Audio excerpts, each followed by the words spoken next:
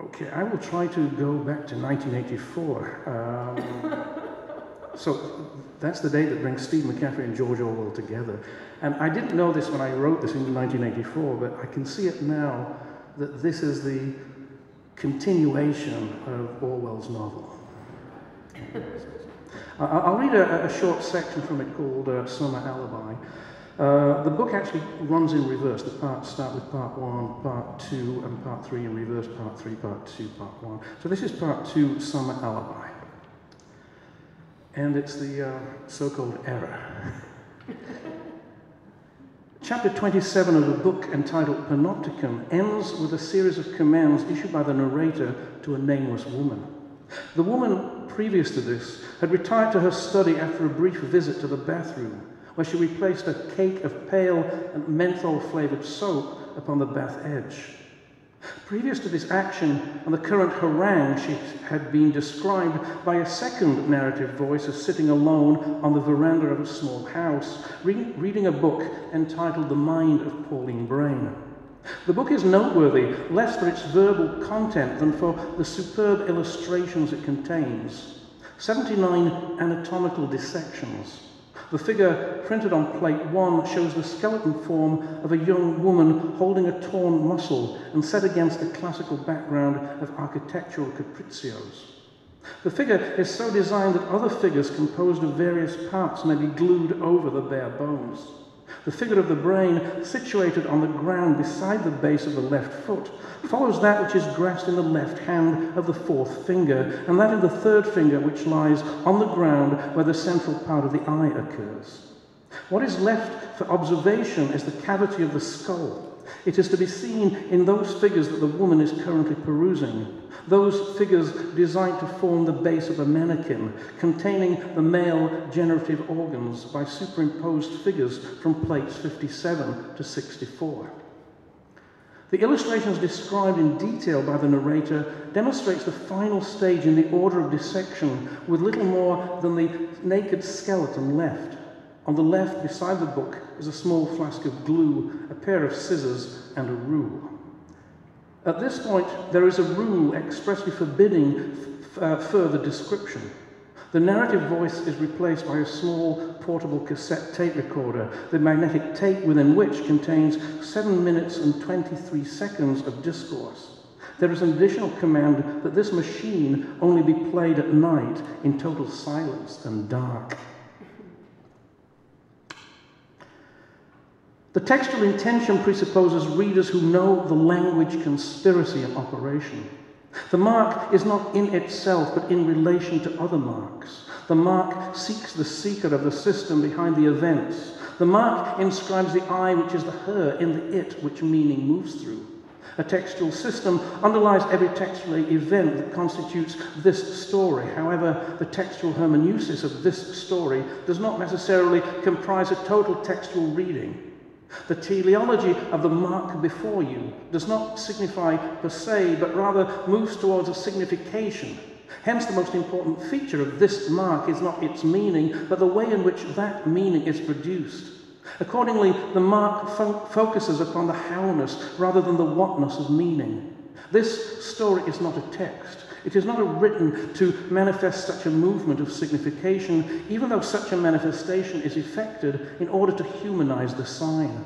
Hence, it is a lie that this story is not a text, written to manifest such a movement, because the text before us is distinct and manifests its distinction. It is the distinction per se that is important, not the content of this distinction.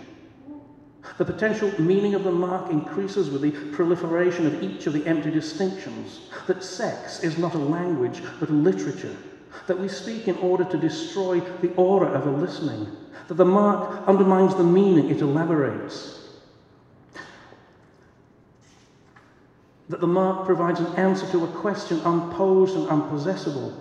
That textuality, in fact, becomes an inverse catechism, hence a design for litotes. To express each word would be to analyze its placement in a system of signs. Repetition of the phrase, that which segments also classifies. Repetition of the phrase, what classifies must also segment. Repetition of the phrase, we are the same through our differences. Repetition of the phrase, what structurally opposes elusively refers. Repetition of the proposition that character is not always the determination of incident, nor does every narrative consist of the illustration of character.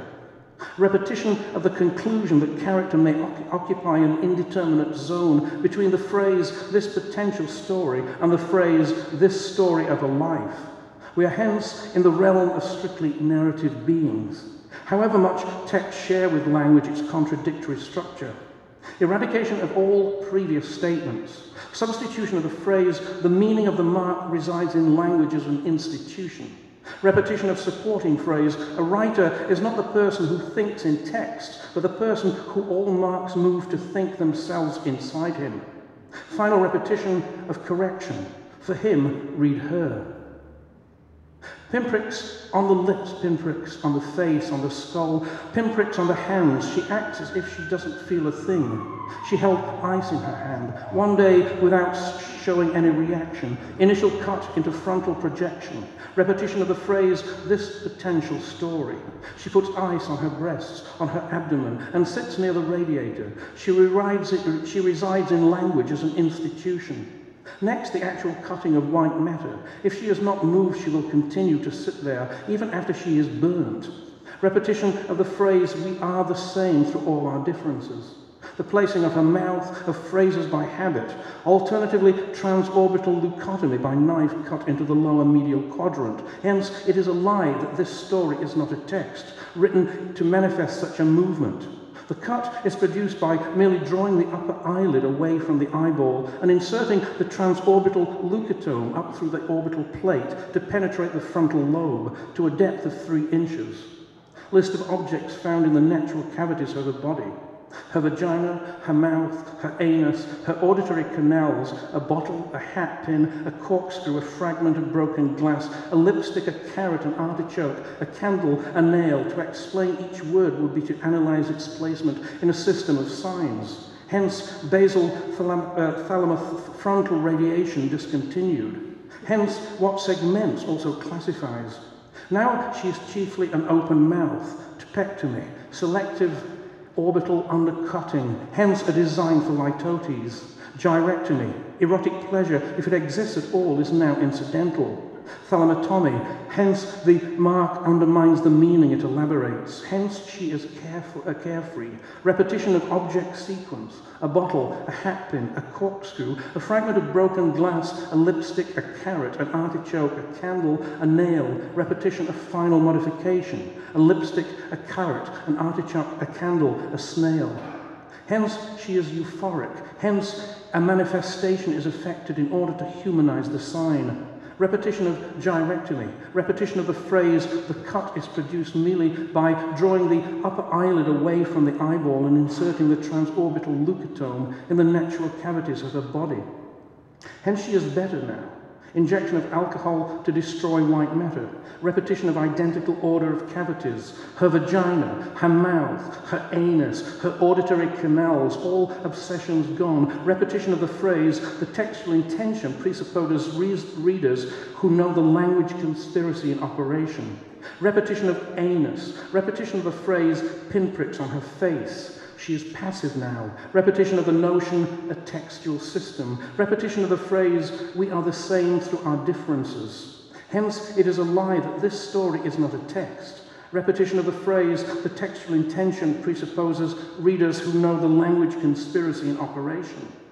Hence, the potential meaning of the mark increases with the proliferation of each of the empty distinctions. Repetition of the phrase, the potential meaning of the mark, increases with the proliferation of each of the empty distinctions. Repetition of memory of voice saying she puts ice on her breasts, on her abdomen, and sits near the radiator. Pinpricks on the hands. Memorization of phrase, erotic pleasure, if it exists at all, is now incidental. Pinpricks on the face, on the text, on the skull. Hence, the mark undermines the meaning it elaborates. Hence, she is carefree. Hence, she is euphoric. Hence, eradication of all previous statements. Hence, repetition of the phrase, I met him at the theatre. Hence, memorization of the phrase, character is not always the determination of incident, nor does every narrative consist of the illustration of character. repetition of the actual cutting of the white matter, memorization of the phrase, "We are hence in the realm of strictly narrative beings," however much a mark shares with language its contradictory structure. The he, the she describes is dying in a room we simply speak of as the library. Her father enters with a paper, some smoke, at least a pipe, a scene sufficient to maintain the mention of a cigarette. She paused at the sound of the door opening, turned to the desk and placed her hand with a careful telos upon the pack of cigarettes. But this place is between the afterwards and the melody, in a between instead of a meanwhile. It must be huge to accommodate the shifts of meaning. One might say, in reiteration, that the textual intention presupposes readers who know the language conspiracy in operation. In this case, it is a car on any road, by a fence. Defensive means it costs you extra, just to concentrate invisibles in fake mistrals and dog snarls in the time that force is togetherings, incendiaries, ballasts and slownesses. Thank you.